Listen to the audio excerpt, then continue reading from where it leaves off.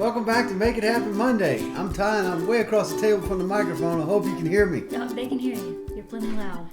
Special guest today. We do. There's an empty chair. And his name is Sean from Tulsa, Oklahoma. Founder of Make It Happen Monday. Founder, president, CEO.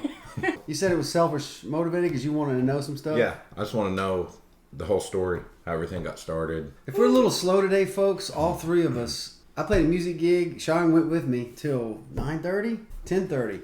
And then we got up at 3 a.m. and we all went to Louisiana yesterday, fished Louisiana all day, got home at 10?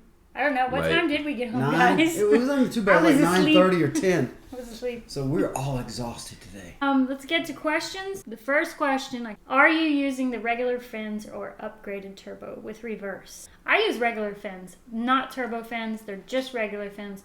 However, yesterday, my experience was you're much faster with turbo fins. Teresa and I are both using standard stock Hobie compasses, but I put turbos on mine and she has the regular. Yes. The turbos are probably 30% faster, I'd say. Okay, and then Flying Fish Guy wants to know how we are preparing for retirement and what's your philosophy on that. So here we go, another Ty rant, and go. I feel like we're already retired. Are we? We're kind of just doing our thing. Retired? There probably won't be a retirement. When I hit the ground fishing and playing music, and I will just drop out there somewhere doing the same thing. Yeah. There's no retirement. I don't understand the retirement thing. I don't feel like I'll ever stop fishing. In No. fact, I was telling my brother or my sister, I'd like a Vikings funeral if possible, where they put you on your kayak and push you out and light it on fire. If we could get that approved somehow. If it's not legal, we'll just do it in the pool. Yeah. just Financial- on my kayak. Physically, we're just going to go till we drop. Yeah. And you know, we'll be in the garden. We'll be fishing until we can't go no more. Just fall into the garden. Financially, Like Marlon We'll throw mulch over him in the garden. yeah, y'all can just wood chip me. Financially, We're working. we're big into Dave Ramsey. Yes. We're big into Edward Jones. We have an Edward Jones guy right down the street. And we're just kind of building our Edward Jones up. Debt free. Yeah, being debt free, owning everything, owing nobody nothing but love. Buying everything cash. We buy the used cars cash. We don't buy brand new cars, so we won't die with a car payment. Yes. Good. Constantly trying to Not increase income, decrease debt, and save and invest as much as possible through Edward Jones. Edward Jones makes it easy. They just pull it out of your account every month. I do. Yeah, I have it set up that way where it Yeah. just goes to the account. So that's our Edward Jones. That's it.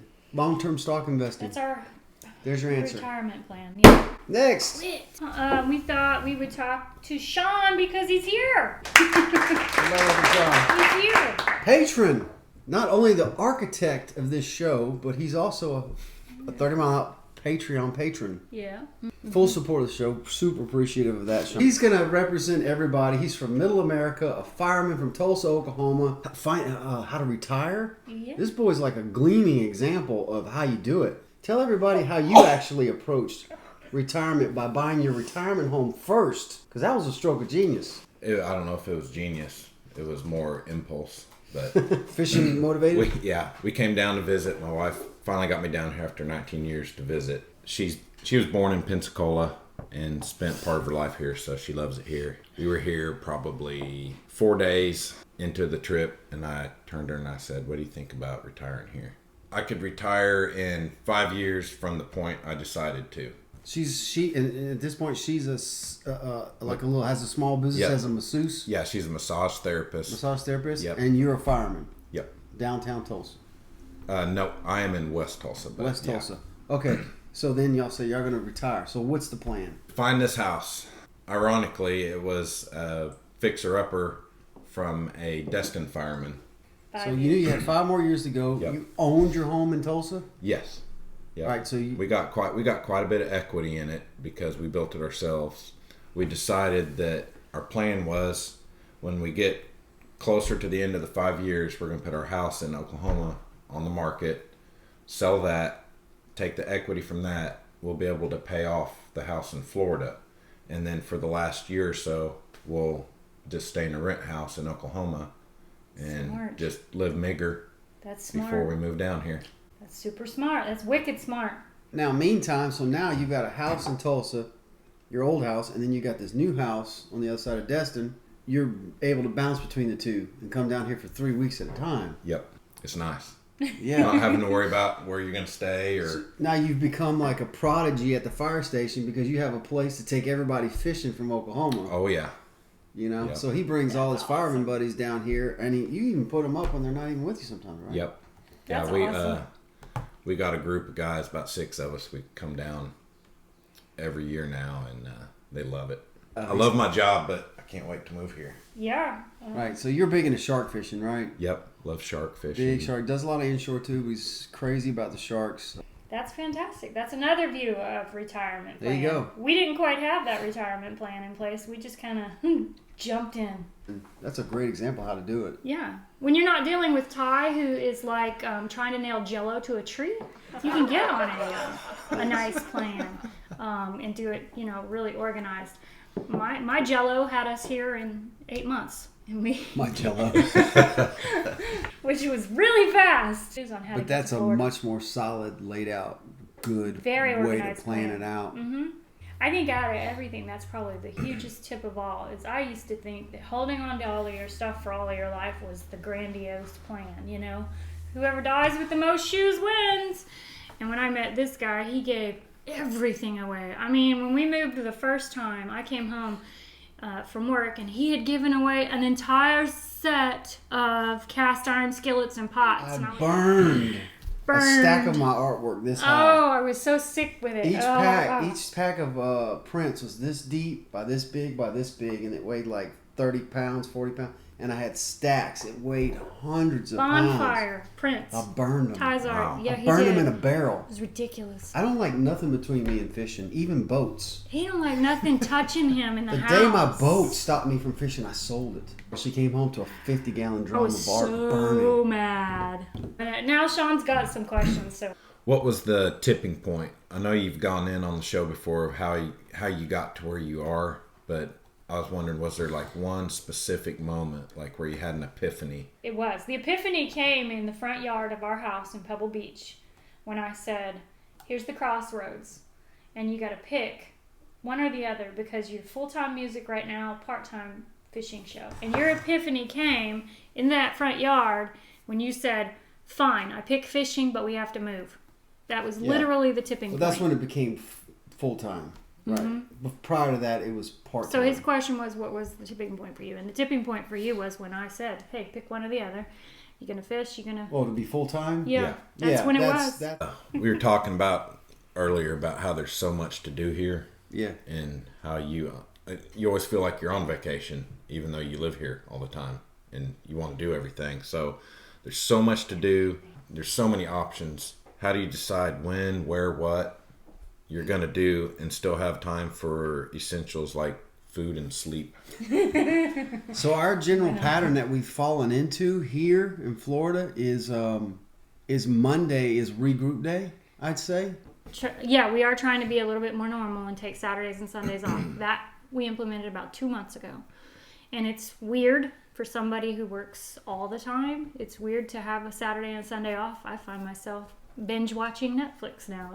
Monday is our regroup. We do the Make It Happen Monday video now, and then we get in the office and we probably work till 9 o'clock at night. And that's where we look at Wind Finder for the week. That's where we look at the weather patterns He'll write for on the the week. calendar what the wind is Right. and when we're gonna. So Mondays go. are schedule the week out. We figure out what days during the week are we good for fishing, what days we need to be editing, what days we got to do this engagement. Monday's regroup day, unless we know it's going to be some crazy good fishing day like this Monday, like today. We try to get in as much as we can before Friday evening, and then we drop. We try to stay on the compound garden a lot and just kind of detach from the fishing world unless somebody calls with some crazy knowledge. This weekend, and that happens a lot. This weekend we fished. Somebody says the Beulah Reds are in the bayou or something, Or I just limit it out on top water. Oh, God, yeah.